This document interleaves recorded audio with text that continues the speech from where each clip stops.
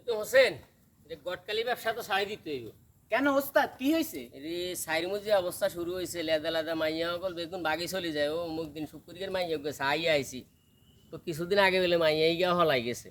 এখন যে অবস্থা শুরু হয়েছে গটকালি ব্যবসা তো আর করণ যাইতো না। ওস্তাদ শুনছিন ওই আব্বাচ্ছার মাই এই গেছে নানি সিক্সে হরে দেন হিগা তো কালিয়ার তো কোন হুলার লগে হলাই চলে গেছে। এই কেমনে গটকালি ব্যবসা করি, অন্য ব্যবসা চাইতে হইব। চল চাই অন্য কোনো ব্যবসা না, গটকালি যে উগা করিয়া আইছি হিগের কি অবস্থা। কাইলে মাইয়াকে চাই আইছি 1000 টাকা দিছি, মাইয়া যাবে কাইলে কার লগে বাগি চলে গেছে।